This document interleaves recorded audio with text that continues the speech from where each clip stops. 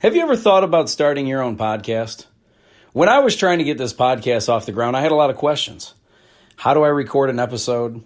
How do I get my show into all the apps people like to listen? How do I make money from my podcast? Well, the answer to every one of these questions is really simple. Anchor. Anchor is a one-stop shop for recording, hosting, and distributing your podcast. Best of all, it's 100% free and ridiculously easy to use. And now, Anchor can match you with great sponsors who want to advertise on your podcast. That means you can get paid to podcast right away. In fact, that's what I'm doing right now by reading this ad. When I started using Anchor to do my podcast, it was so extremely easy that I haven't even bothered to look for another app to use. I love this app. It's the only one I deal with, the only one I even recommend, period. I recommend you get on there ASAP. If you want to start a podcast, this is definitely the place to go. It's easy. You can drive around and record. You can sit in your basement and record. You can do it anywhere. It's fantastic. So if you've always wanted to start a podcast, make money doing it, go to anchor.fm/start, anchor.fm/start to join me and the diverse community of podcasters already using Anchor. That's anchor.fm/start. I can't wait to hear your podcast.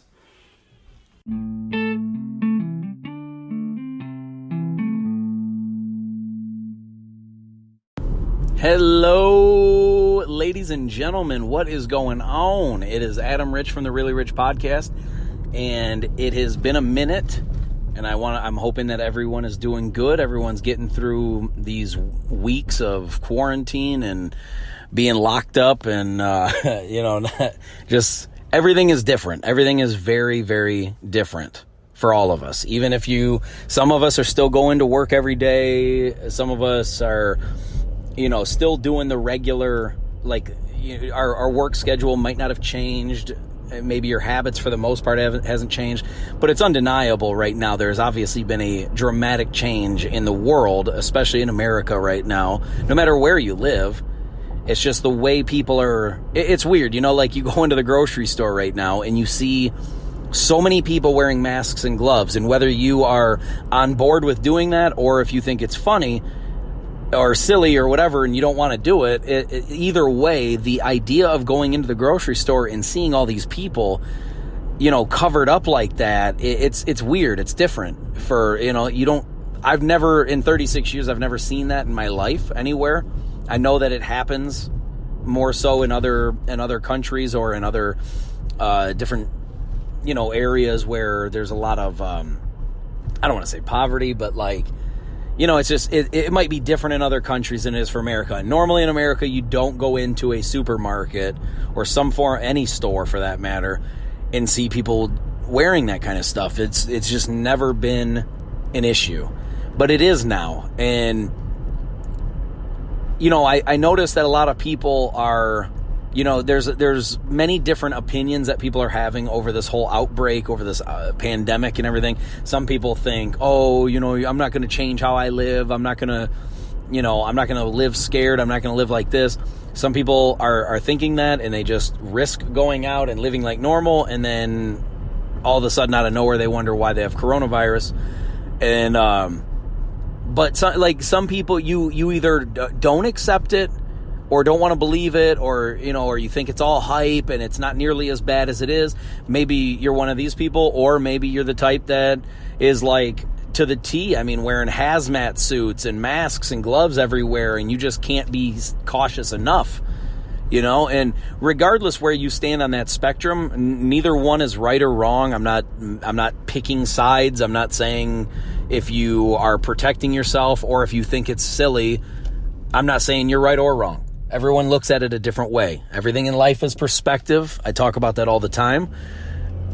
Where I stand on this, though, is that everyone should be a little more sympathetic and have empathy towards people, regardless what they choose. Now, the thing that is hard, though, is to, sympathize with young kids going on spring break and saying, screw the coronavirus. If I get it, I don't care, blah, blah, blah, blah, blah. Because people living like that, even say you don't get it, right? Well, one of your friends might. You might get it and not show any symptoms and then take it back to somebody in your house that can't handle the symptoms.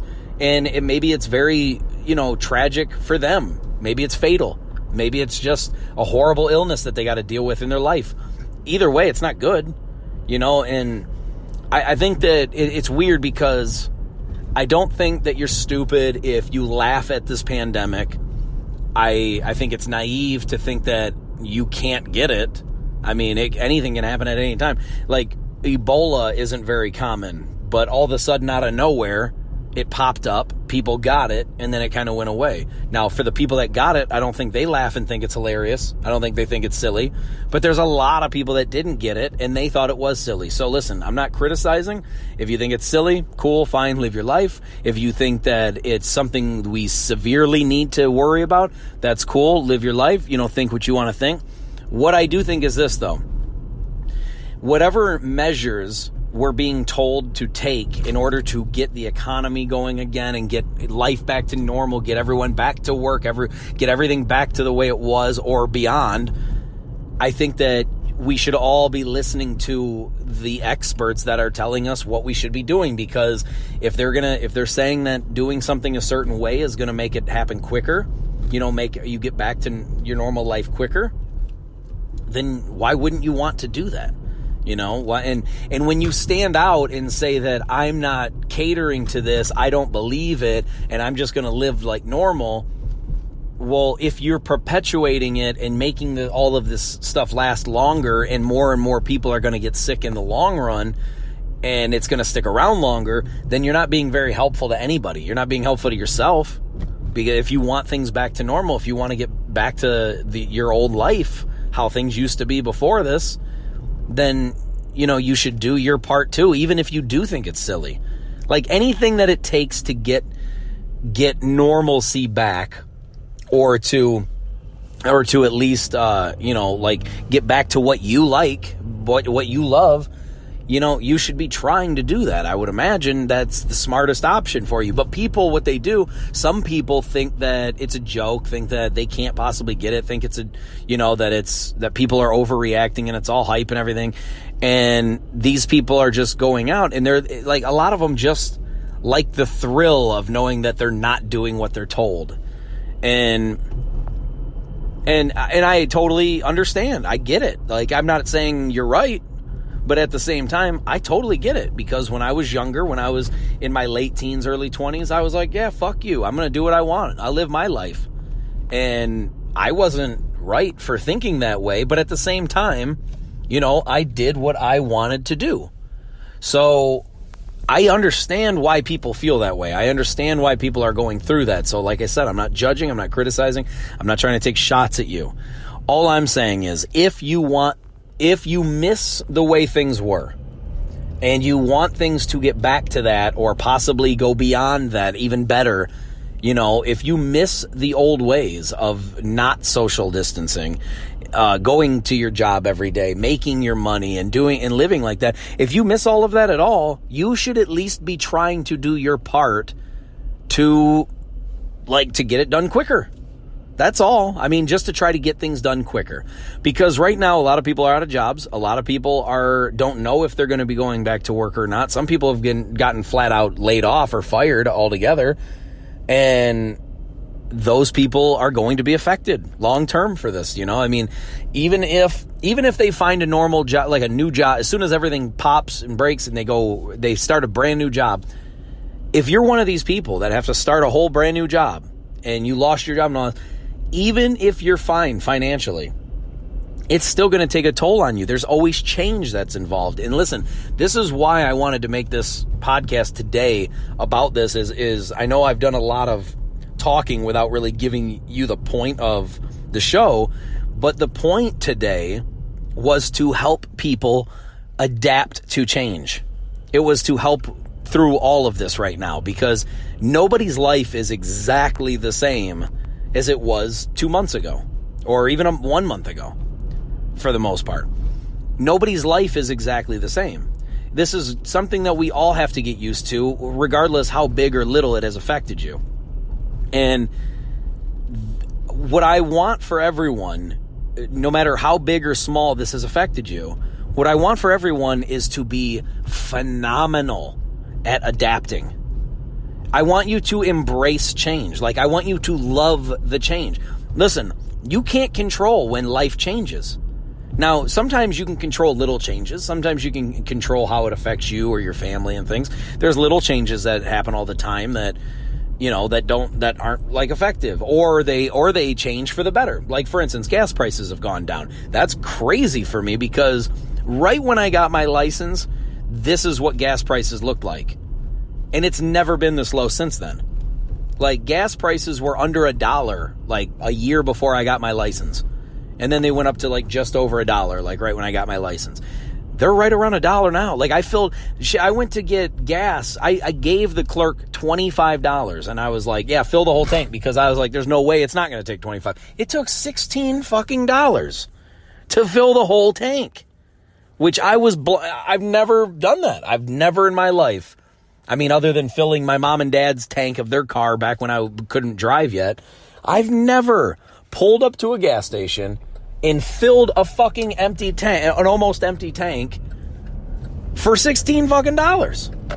Not even like when you have a gift card to Meijer and you go to the Meijer one and you get their special rates, like I've never seen gas this cheap. And that's amazing. It's great. It's a great change.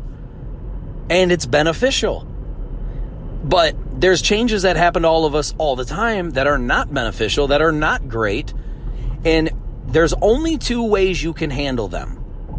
You can either accept the change, embrace it, learn to adapt quickly, and just get over the fact that it's different now, and try to, put your best foot forward, do as good as you can, adapt as well as you possibly can. Or the other option is you bitch and complain about it and you're never happy. There's you can't do, or I'm sorry, there's a third option. I'm wrong. There's a third option. You can try to fight the change. You can try to change things back. But let's be honest, there's a lot of things that change in the world that you're not changing. Like, you're not fixing. Like when 9/11 happened and all of a sudden airport security got a lot tighter. And all of a sudden, right after 9/11, the majority of people in America this is wrong that they did this, but it happened. People looked at Arabic people as though they were all related with Al-Qaeda and the terrorists. And that's not right. It's the same thing that happened. I wasn't around for this, but what I've read in history books, it's the same thing that happened when Pearl Harbor, when the Japanese attacked. All of a sudden, all the Asian people in America got this bad, negative vibe to them wrongfully. There was plenty of good ones. Now, are there shitty ones that fall into that mold? Absolutely. But you can't look at every single person that looks like a bad guy, that looks like the same, that looks like the person that was the bad guy, and say that everybody on earth that looks like that has to be a bad guy. You should never do that. That's racist as fuck. Even if it's not about the race, but about their fucking outfit they're wearing or something. Like if a guy went on a shooting spree and he was wearing a police officer's uniform, I'm not going to think to myself, damn, every time I see a cop, they're probably going to kill me. I'm not going to think that. But that's the shit that happened, during 9/11. We're seeing it now. Now you're hearing all this anti-Chinese rhetoric. Listen, Chinese people aren't the problem. It's the Chinese government that tried to hide shit. So if you want to be mad at their government the same as everyone's mad at our government. Everyone's always bitching about our government for whatever reason. Whether you're Republican, Democrat, you're probably upset at our government for something or don't trust them about something, right? And rightfully so. They've done a lot of shady shit over the years. I don't blame you. But you can blame a certain country's government for how they handle something, and it's not racist. My wife is Chinese. I talk shit about their government all the time. I'm not anti-Chinese, clearly, especially since half of my daughter is that. So, I'm not, it'd be a stretch to say that I was racist against Chinese. That being said, I shit on the Chinese government all the time. Because they have been known, before I was born, they have been known to be very, very shady. Now, I can't speak for every single person that's in the government, that's in the Chinese government. I'm not speaking even for the fucking president or whoever he is. I don't know him. So I'm not sitting here trying to shit on any one specific person. I just know that the way things are handled in their government is usually not favorable with human rights. It's usually not. I mean, these are the same governing forces that allow sweatshops and that allow, like, just shit kind of child labor. You know, like, this is the same government that we now know they knew about the Wuhan Corona COVID-19 virus for 3 weeks before they told anybody about it. Meanwhile, they let a lot of those sick people go through customs and get on planes and go to other countries, which is why it's spread to the entire world. I don't know how anyone else, like, it's weird when you watch the media or watch the news and the media is like blowing the Chinese government just because they hate Trump so much. They're talking all these wonderful things and saying how racist it is to call it the Chinese virus, even though for 100 years we've called the Spanish flu the Spanish flu. But anyway, that's neither here nor there. Or perhaps MERS, MERS, Middle Eastern Respiratory Syndrome? I think it's syndrome. I always get the S part wrong. But anyway, MER is for Middle Eastern Respiratory something or another is the S. The S stands for something or another. And it's not racist to call a virus by the area that it came from. It's just like saying that it'd be like if you said that I'm racist against Americans. Do you realize how fucking stupid that sounds, since Americans are literally every color? You know, like, you're going to find every damn color of people that are born in America. They have now become American. So therefore, America has not a color. Same with China. If a black person is born in China, right? If a black family lives in China and then they give birth to a now all black child that is born in China and they live there in China their entire life, you don't call them African American. You simple-minded people, if you think that, you would call that black person Chinese. I know it sounds fucking crazy because in America you see so many different people of so many different colors. It would seem weird to see a black person and say, yeah, he's 100% Chinese. Chinese is not a fucking color. People need to wake the fuck up, stop with their virtue signaling, stop telling people about how great they are and how awful you are. People, get off your high horse and realize calling certain, like, learn your fucking terms. I'm so sick of hearing people say all these things about, oh, you're a bigot, or you're a racist, or you're this, or you're that, because you use certain terms. Saying the Chinese flu is not fucking racist. Now, that being said, we now call it COVID-19, we call it coronavirus, we call it all these other things, and that's fine. That's probably what it should have been called from day one, but we didn't call it that from day one. Instead, you have people like CNN calling it the Chinese virus, the China virus.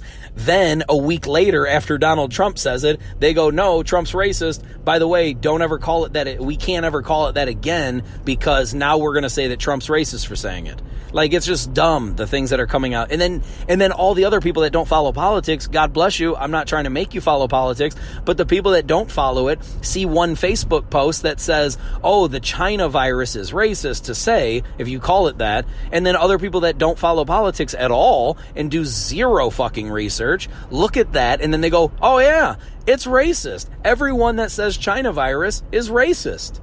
China's not a fucking race, people. It's not. Asian is a race. China is a place. So Chinese people are not a race. There's no race of people called the Chinese. There's there's Hispanic, I should say, Latino, Latina. There's Hispanic, and there's Asian, and there's Arabic. But if I was to say he's the Saudi Arabian virus, you'd be like, oh, he's fucking racist against all Saudis. It's just fucking stupid. You could be white, black, Arabic, Chinese, all of them could come from Saudi Arabia. And if you said the Saudi Arabia virus, people are like, oh shit, there it is, he's racist. Cancel him, cancel culture, end his show, don't ever give him any sponsors, don't let him talk to anybody ever again. It's fucking insanity, people. We need to understand your terms. we need to, this is why I'm so fucking hell-bent on teaching people about logic and wisdom, not knowledge, wisdom. There's a huge difference between wisdom and knowledge. Now, I don't know the exact Webster's dictionary off the top of my head, but let me give you an example. Knowledge is knowing that the sky is blue, right? Knowledge is knowing that Wednesday comes after Tuesday. Wisdom is knowing why and how these things happen. That's wisdom. Wisdom is understanding life. It's knowing about things. It's not knowing what something is. It's knowing why something is, right? You can be told, like, I can tell you all day long the Big Bang started everything and that's why we're here. That's knowledge. You could go, okay, cool. Wisdom would be me explaining why it started in the first place, why everything is where it is, why we are the way we are, all that kind of shit. Wisdom and logic. Logic is so fucking important to me. And I know I'm dancing all over here with this change topic because I really want to hammer this home, but it's so important to me, people, that we understand what it is you're talking about. Don't just know what something is. Learn why something is. It's infinitely more important. Wisdom is always going to be more important than knowledge. Listen, and I'll give you an example. For Christians out there, and even if you're an atheist, trust me, you'll understand what I mean when I say this. If you said to me, if you told me 10 different Bible verses and you were like, yes, this verse is 1 Peter chapter 10 verse whatever, and then you said this verse is 2 Samuel chapter so-and-so verse this, right? Okay, that's cool to know that those verses are those numbers, but do you understand why they're written? Do you understand what the reference is, the context? Do you understand why they're even being written? Knowing a story is infinitely more important than knowing the verse that you're telling somebody, of the Bible, or of anything. If I said, look, there's if I read you one specific sentence out of Harry Potter and I told you what page and what chapter it's in, you're going to be like, okay, well, that's information, but I don't know what that has to do with anything. But now if I told you not only that sentence, but if I told you the chapter and the overall theme of the book, that sentence would mean a lot more to you. The context is what matters. The wisdom of knowing the whole picture is always more important than knowing the statement that says something.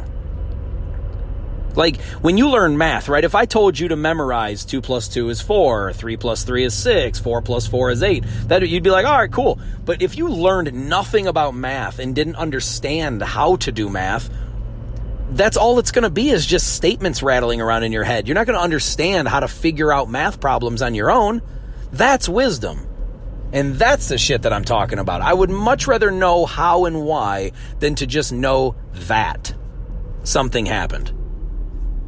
But that's just me. But anyway, that being said, God, I know we veered way off into the woods on this, but it's important. That to me is super fucking important. Everyone should know that. I don't know. Listen, I'm not telling you what you should or shouldn't learn. We're all here for a limited time to take this life for whatever we want, right? To live how we want to live, to believe what you want to believe, to live the way you want to go about your everyday life. Like, it's all up to you. We each have our own perspective, our own way of thinking, our own, view of the world. So I can't ask anybody to care about wisdom and logic the way that I do. But to me, since I was a fucking tiny little child, it's always been super important to me to not only know the truth about everything. It's not just about who was the best home run hitter in 2012. I want to know the truth about everything, why we're here. What is the point? Why, how did we get to 2020? How did all of society get to where we're at today? How did all the countries have all the history that they had and get to the point that we're at? What caused all of this? I want to know the truth. I want to know, and the only thing that will ever help you understand and know the truth is logic. And it's such an underrated fucking word. It really is. You don't hear a lot of people talk about it except nerds. And I get it. I always had that battle when I was younger. I always loved nerdy shit, I always loved smarts and wisdom and IQ and anything that involved being a smart person, right? I always loved I just love nerdy shit, comic books, Star Wars, stuff like that. At the same time, I always, when I was younger, always wanted to fit in because I was an only child. I didn't have brothers and sisters to like play around with and like socialize with. So I always had that like desire, that like yearning for communication and friendship and camaraderie and hanging out and all that. So I battled between being a fucking nerd and trying to be cool also. So I've always cared about both sides. I've always cared about both perspectives of everything. Every situation has a good and a bad. It has a black and a white. It has a left and a right. It has an up and a down. There's always two sides to every fucking coin, right? And so I want to know both. And the only way you can get to understand logic and truth and what is real and what's actually factual and what makes sense because it's the only thing that could make sense, that's logic. And that's the only way you ever figure out really anything. Because if you're told something, like, you know, I hope that nobody hearing this right now believes in Santa Claus because I'm about to fuck your world up. But right now as we speak, for a good portion of your life when you're little, when you're young, you believe in Santa Claus. And the whole theory, the whole idea of it sounds like complete horseshit. But you believe it because you want to and you don't know shit. So it's a good, heartfelt story. It sounds nice. It sounds lovely. We all want that as a kid. You want a guy to come to your house and just deliver a shitload of toys. It sounds great. However, when you get older and you realize the impracticality of one person going to every single home on the face of the earth in 24 hours, not even 24 hours. Well, it could be, yeah. At some point, it's nighttime everywhere, right? So in 24 hours, one man sliding through a fucking chimney, and here's the kicker, some houses don't have that. They don't have like a fireplace and all that shit. So anyway, the story is completely illogical. And when you get older, you realize how silly all of that shit sounds, right? But when you're young, you believe it because you don't know anything. So to figure out if it actually is is it even feasible? Is it even logically possible for that guy to exist? Absolutely not. So once you know that it is logically not a possibility, that's the thing that seals it for you. That's what seals all of truth ever, is logic. So I push it hard. I push it super hard because you have no idea how many times, I mean, almost everybody, it's almost everyone, does not care about logic at all. And that's the game. That is my game. That is what I want to do. I want to be the Gary V of logic and wisdom. And it doesn't mean, I don't say that thinking I have more wisdom than everyone and everyone should listen to me. That's not what I mean by that. What I mean by that is anything that I do know to be true, I want to help other people know that also. That's all. Doesn't mean that I know more than everyone. Doesn't mean that I'm the best or the smartest or the wisest of all time, because I'm not. But it's like a teacher, right? If a person goes to school to become a teacher, you can look at them and be like, oh, you think you're you're a know-it-all. You think you know everything. Well, no, they learned a bunch of stuff so they could then go share that with others so they could know. That's what I want to do. I like the idea of being a teacher. I don't like the idea of going to a classroom full of only 30, with 30 kids and teaching them only one subject. And then the next year you get 30 different ones. No, I want to be the teacher of millions. But only of the stuff that I know, because there's plenty of shit I don't know. So it doesn't mean that I want to get up here and start pushing a bunch of shit I don't know nothing about to a bunch of random people and hope that they listen to me. No, I'm thinking that when people listen, over time, if you see enough factual shit coming out of my mouth, you'll know that my heart is pure and I'm being genuine, and what my ideas and my goals are is legit. It's real. It's not just some huckster salesman trying to bullshit you on his podcast, because there's so many of them. There are probably millions of bullshitters on podcast. And I know that.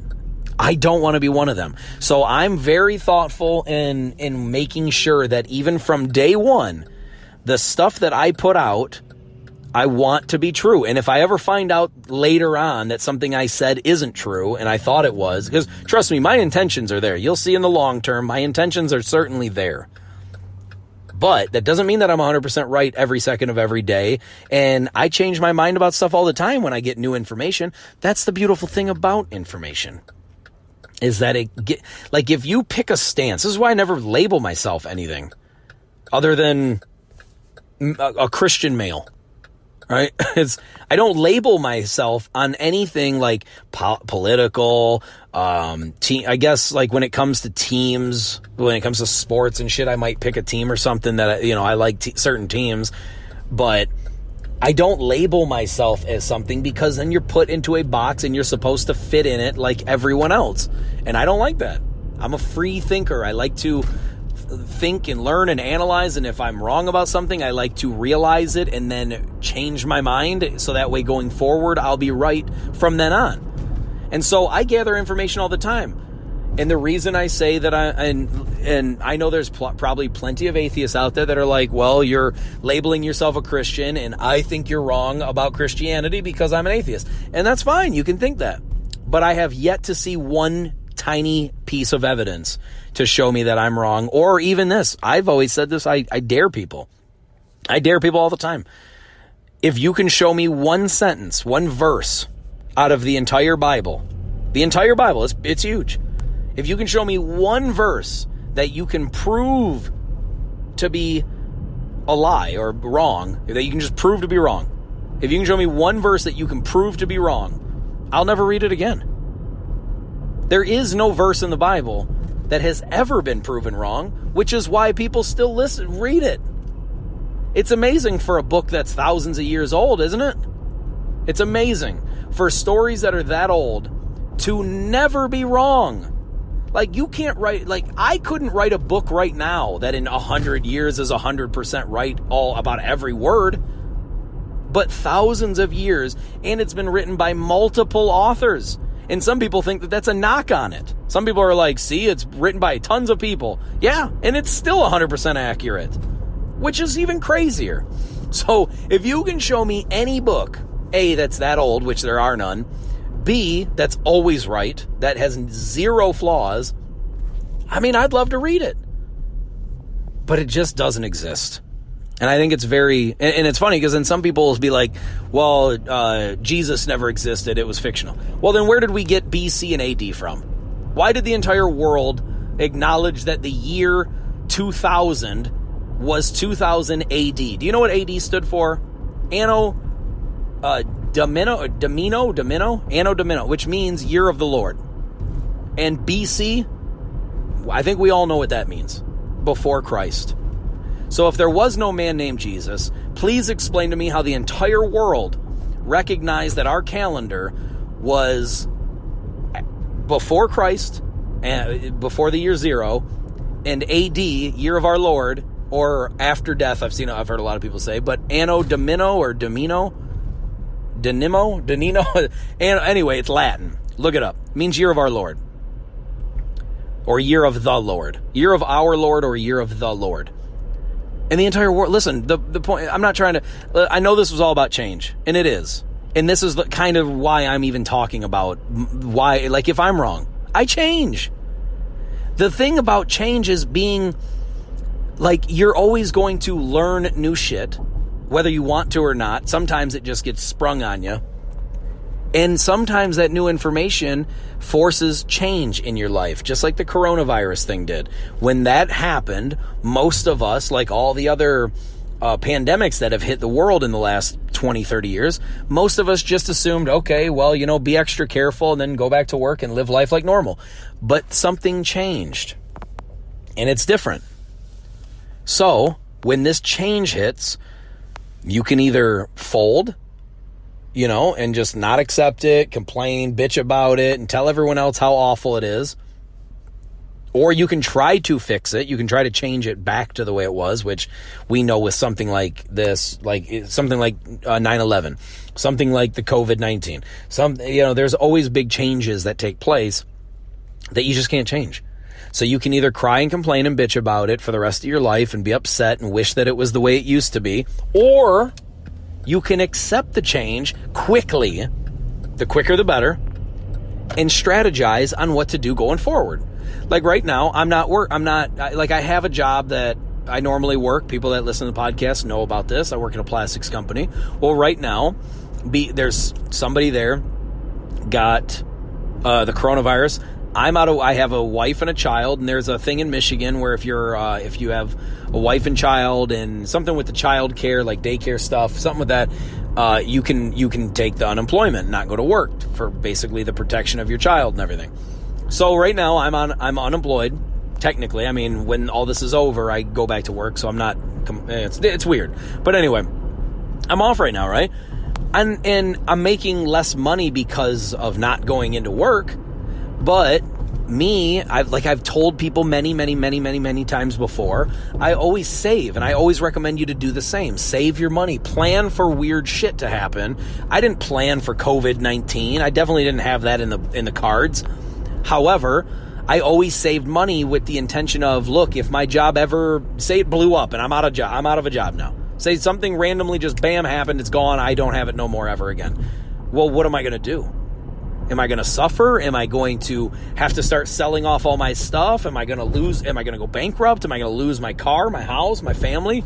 Like, I don't want that. So I always plan for crazy shit to happen. So that way, if I do have to come up with a good amount of money out of nowhere, it's there and it doesn't put me out in the street. Now, some people think, they want to blow all their money. They think to themselves, well, I go to work. I'm making money. I want to go, I want to spend the money I make. And that's fine if that's what you want to do. But then don't come crying to me when you don't have shit, when everything's gone and all of a sudden you got, 38 pairs of pants and you only wear 5 of them. But at least if you have that one special occasion once a year, you have those extra pairs of pants that you might wear. Like, don't come crying to me if you have all this extra shit you don't need. But when something dramatic happens, when change hits, you're not ready. It's just, this is where logic comes in. Is it logically possible to save your money and plan for the worst, and that way if the worst happens, you're covered? Is that a logical possibility? It absolutely is. But what most people do, and most people will tell themselves no. Like, if you're one of the people that says no, it's not possible, I guarantee you it is possible. You just not looking at your situation the right way. Either A, if you have absolutely nothing and you just can't sell anything, you have nothing left to give, and you're just so broke that there's no chance for you to save anything, then I don't know how the fuck you're listening to this, because this kind of technology should be far too advanced for you to afford if you're that broke.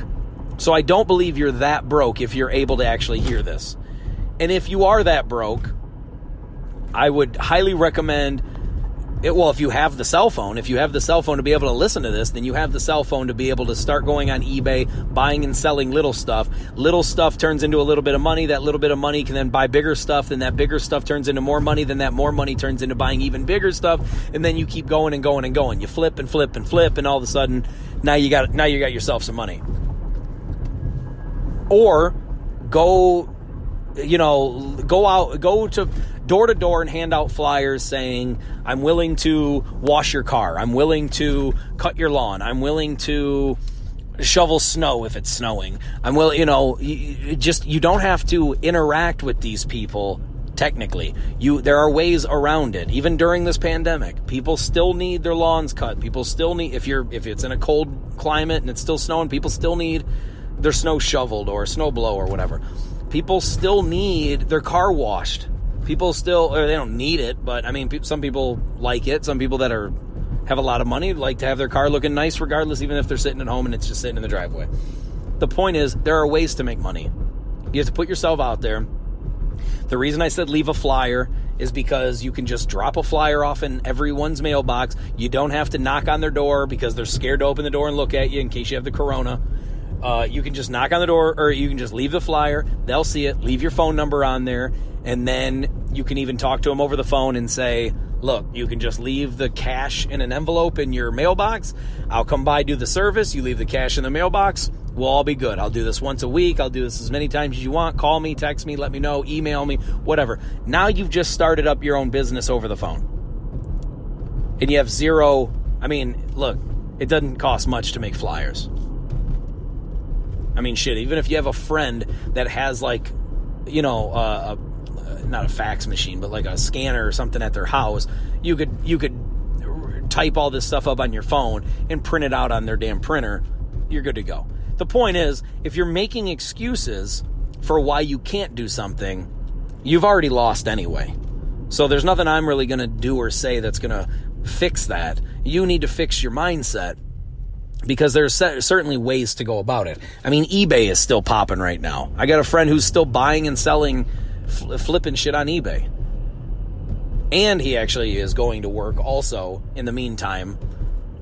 So, well, certain times, I guess it's like special. He's a HVAC guy. So anyway, that doesn't matter. But anyway, he's working somewhat, and he's still buying and flipping stuff. It's possible, guys. If you're making excuses for why you can't do, then you won't do. Instead of looking at why not, look at why. Why could I? You know, why not do something? Look at, well, yeah, why? Why should I do it? Oh, because it'll help me survive. It'll take care of my bills even during this scary time. If you've already planned ahead, though, and you've already been saving money, and you've already been doing good, and you're going through this change, then enjoy the time off while it's there. Listen, I'm mid 30s, right? I was talking to my wife about this before, because she, you know, like it's when you look at it from a negative angle, it's a scary time. You don't know when things are going to be back to normal. People are losing their jobs. You don't know who's sick. You don't know when you can go out in public without risk and all this stuff, right? There's a lot of things that you can look at to be scared, but there's so many things to look at that are positive right now too. Like, I'm off work, but I'm prepared financially, so it's not really harming me at all. Like, I'm not making extra money, but I'm not worried. Like, it's not panic mode.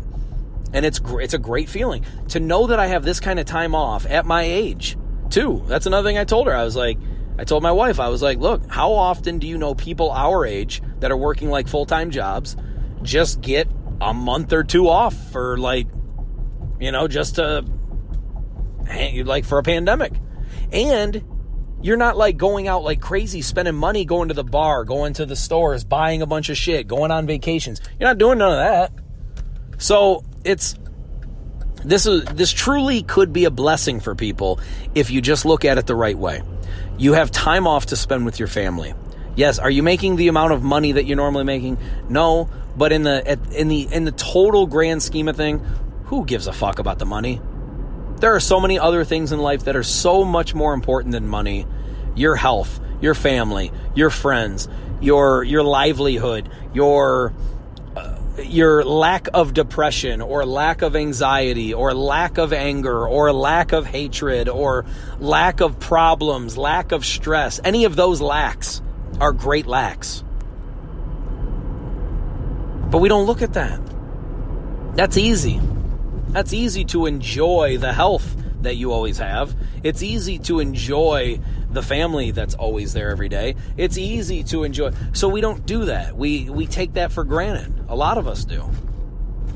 And I find myself doing that sometimes. I mean, I try to wake up every day and appreciate everything that I have, but I'd be lying to you if I said that every single time I opened my eyes for the first time of the day, that then my first thought is about how grateful I am. Now, at the end of the day, I'm always grateful for my family. I'm always grateful for the health that we have. I'm always grateful that we have a roof over our heads and that we have food on our plates and that we have a wonderful little baby girl and I have a wonderful wife at home and that we have vehicles to get us around if we need to, that we have the money to go get gas if we need to.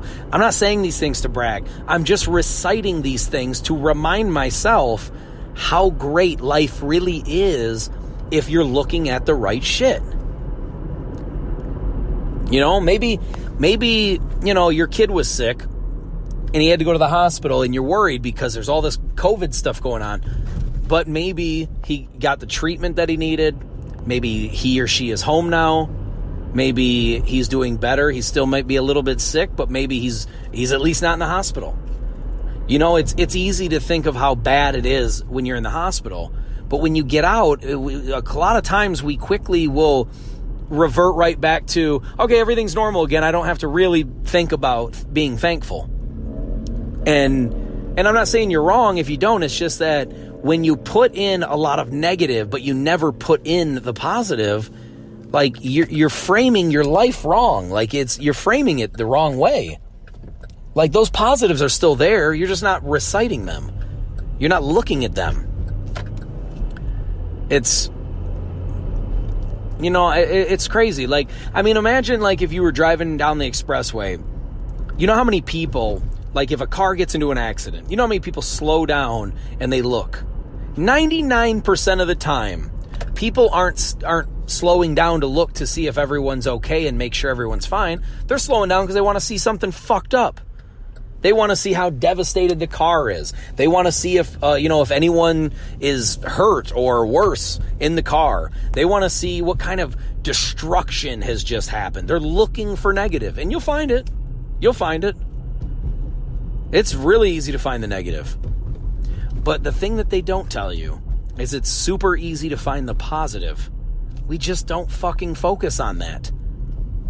Like, think about it like this. If you're healthy every day, if you wake up every day and, let's say 363 days of the year, you're super healthy. But like 2 days, you have an asthma attack or you have a cold, or maybe even for a whole week.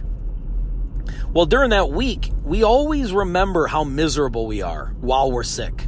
We always think about, oh man, this is awful. And it's funny because I usually tend to start reminiscing about the times when I wasn't sick, and maybe you do the same thing. But what we rarely do, what a lot of us never do, is wake up in the morning when you're healthy and be like, thank God I'm still healthy. This is awesome. Thank God I feel good. Thank God I feel great today. No, instead we'll wake up and if maybe you have a knee pain. Maybe you got a headache. Maybe you got a cough or a sniffle. And all we'll do is we'll be like, oh, damn it. My fucking knee hurts. What did I do to my leg? And you don't think about, like, it's rare that you wake up, twist your knee, and then go, damn, at least the rest of me is doing good, though. It's just, you don't think, think about it. It even sounds silly for me to say it.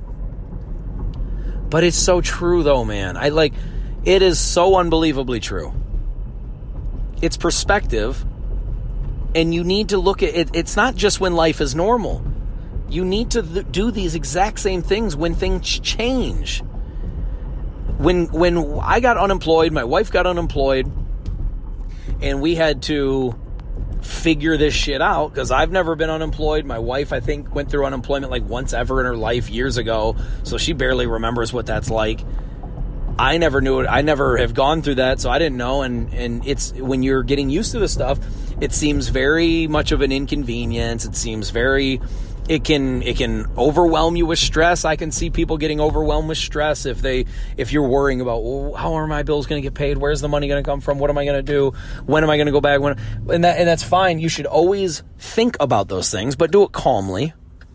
Don't panic, because panicking and worrying and freaking out about it is obviously not helpful. Doesn't do anything beneficial for you.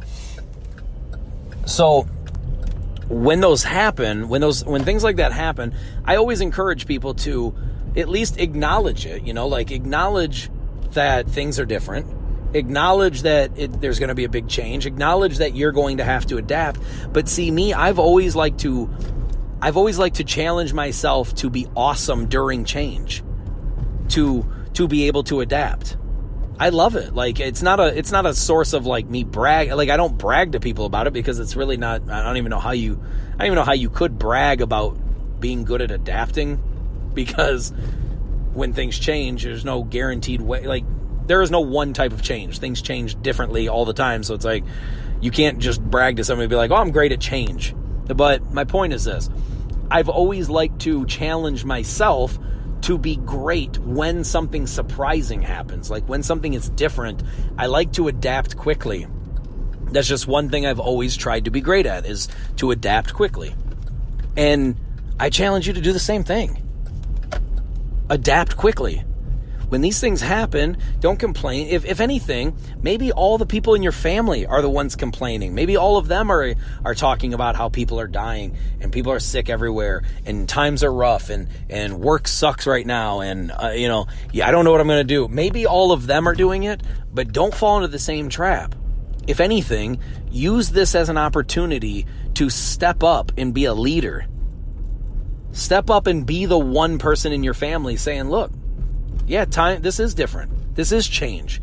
Nobody has a blueprint for this because it's never fucking happened. So instead of all of us complaining and wondering what's going to happen, what are we going to do? Take the time, challenge yourself to be the leader that helps your family find some focus during this very confusing and wild time. It's insanely beneficial to you. It really is. Not just for the looking like a leader, but it really will open your eyes to what kind of power, what kind of mental toughness you have. And it's just, I've always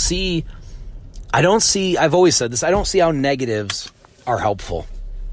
I don't see how you being negative about this whole situation, even if everyone in your family, all of your friends, even if you're gathered in a group of 20 and 19 of the 20 are saying nothing but negative and bad stuff, why don't you bring the light? Why don't you be the one that gives hope?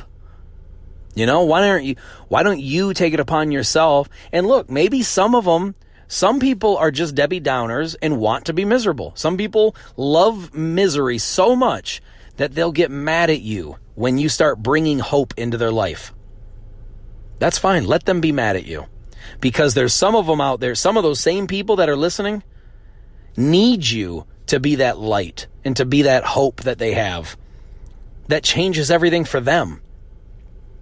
Because I'll tell you this much, sitting around complaining and bitching about it with all your friends, that's all that it's going to do.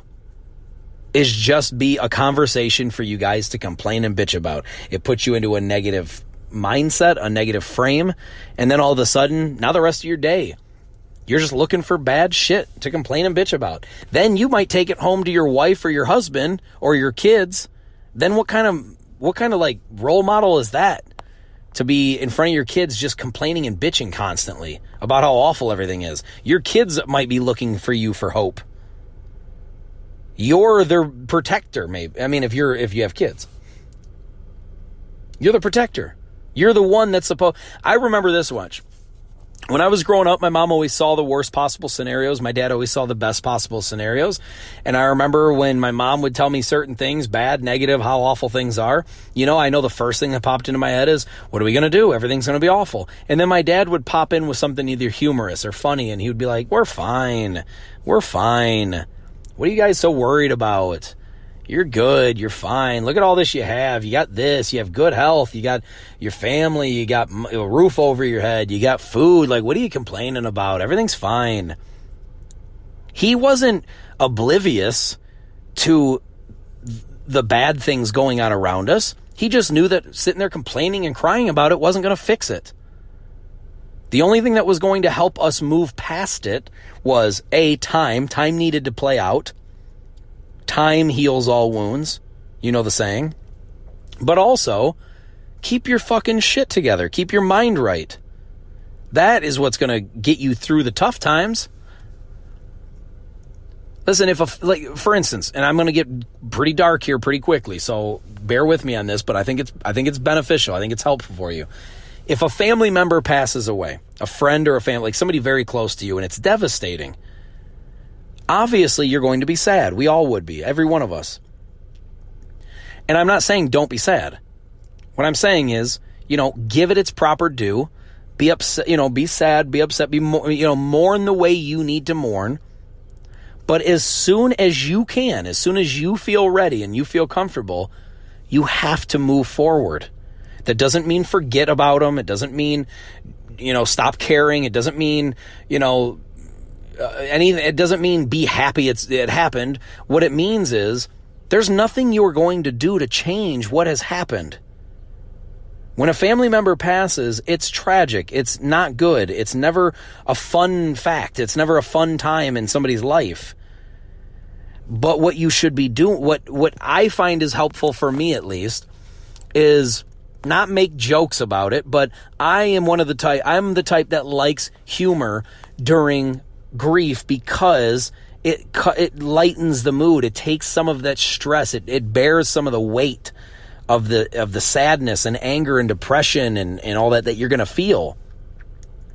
And it's not that I like making fun of the situation by any means. It's just that I'm the type that likes to smile to move on. I want to celebrate the person. I want to think about the funny things that person did, or the good times, the fun, the smiles that the person brought to me or my family. And I want to not only remember them, I want to talk about them. I want to acknowledge them. I want to laugh. I want to feel that same joy that the person brought while they were here.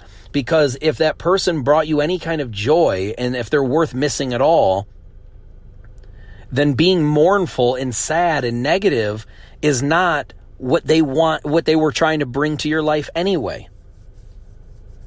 So if you really, really, really care about the person, then, do your mourning. Be proper. I don't want to say professional. It's not a fucking business, but, give the honor and respect that the situation deserves.